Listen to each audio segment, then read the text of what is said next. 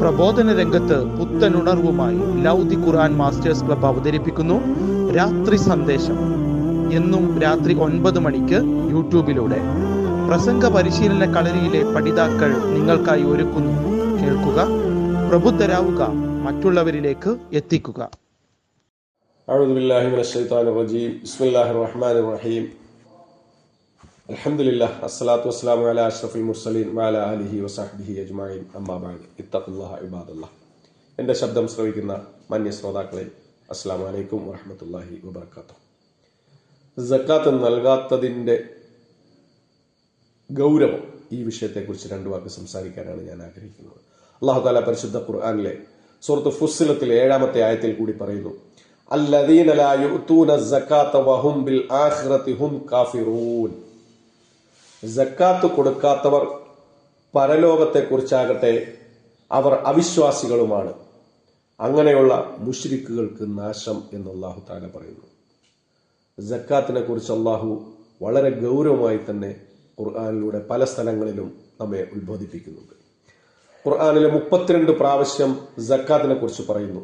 അതിൽ 27 പ്രാവശ്യം നമസ്കാരത്തോട് ചേർത്തുകൊണ്ടാണ് അല്ലാഹു സുബ്ഹാനഹു വ തആല സക്കാത്തിന്റെ പ്രാധാന്യം വിവരിക്കുന്നത്. റസൂലുള്ളാഹി സ്വല്ലല്ലാഹു അലൈഹി വസല്ലമയുടെ വഫാത്തിന് ശേഷം സക്കാത്ത് കൊടുക്കാൻ മടി കാണിച്ച ഗോത്രങ്ങളോട് അബൂബക്കർ സിദ്ദീഖ് റളിയല്ലാഹു അൻഹു പരസ്യമായി യുദ്ധം പ്രഖ്യാപിച്ചിട്ട്, പാവപ്പെട്ടവന്റെ അവകാശമാണ് സക്കാത്ത് എന്ന് പറയുന്നത്, അത് നാം പിടിച്ചു വെക്കാൻ പാടില്ല, അതൊരിക്കലും പിടിച്ചു വെക്കാൻ പാടില്ല. അത് പിടിച്ചു വെക്കുന്നത് അത് ആ മുതൽ നമുക്ക് ഹറാമാണ്.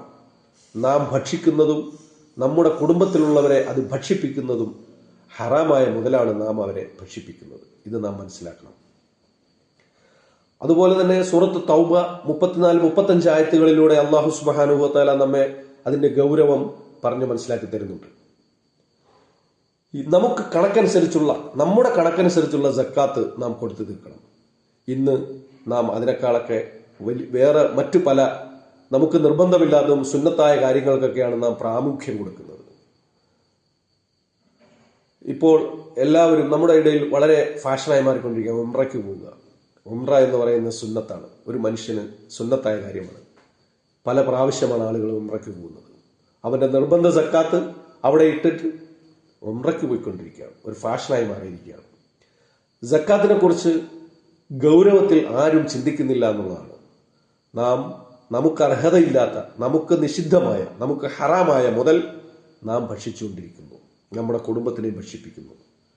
അല്ലാഹു സുബ്ഹാനഹു വ തആല നമ്മെ കാത്തുരക്ഷിക്കുമാറാകട്ടെ. നമുക്ക് നമ്മുടെ മേൽ നിർബന്ധമായ സക്കാത്ത് അത് കണക്കെത്തിയാൽ, അവധിയെത്തിയാൽ നിർബന്ധമായും കൊടുത്തു തീർക്കാൻ നാം ബാധ്യസ്ഥരാണ്. അതുകൊണ്ട് നിർബന്ധമായ സക്കാത്ത് അതിൻ്റെ ശരിയായ അളവിൽ, ശരിയായ രൂപത്തിൽ കൊടുത്തു തീർക്കുന്ന നല്ല സത്യവിശ്വാസികളിൽ അല്ലാഹു നമ്മെ ഉൾപ്പെടുത്തി അനുഗ്രഹിക്കുമാറാകട്ടെ. അസ്സലാമു അലൈക്കും വറഹ്മത്തുള്ളാഹി വബറകാതുഹു.